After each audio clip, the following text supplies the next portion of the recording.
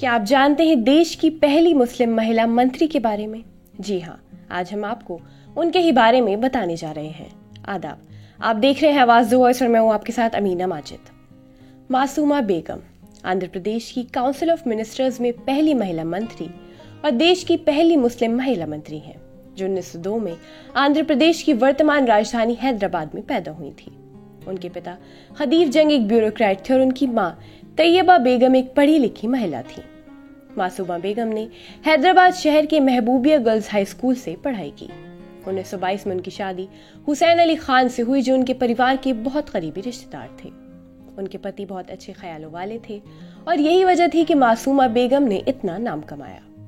मासूमा बेगम को अंजुमन का प्रेसिडेंट चुना गया, जो खासतौर से महिलाओं के बीच शिक्षा फैलाने के लिए शुरू किया गया था। उन्होंने खुद को सिर्फ पढ़ाई की फील्ड तक ही सीमित नहीं रखा, बल्कि भारतीय राष्ट्रीय आंदोलन से प्रभावित होकर सामाजिक सुधार आंदोलनों और सामाजिक सेवा कार्यक्रमों में भी हिस्सा लिया।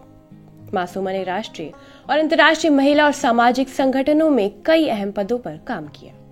उनकी सामाजिक सेवा गतिविधियों ने उन्हें अच्छी प्रतिष्ठा दिलाई, जो उनके राजनीतिक जीवन में बहुत काम आई।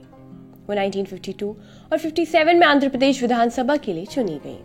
मासूमा 1957 में कांग्रेस विधायक दल की उपनेता बनी और उन्हें अंतर्राष्ट्रीय मामलों के लिए प्रभारी सदस्य नियुक्त किया गया।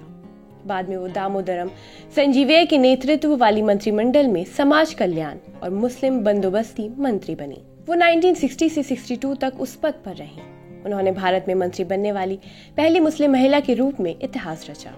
लेकिन 1962 में हुए चुनावों में हार के बाद उन्होंने खुद को सक्रिय राजनीति से अलग कर लिया।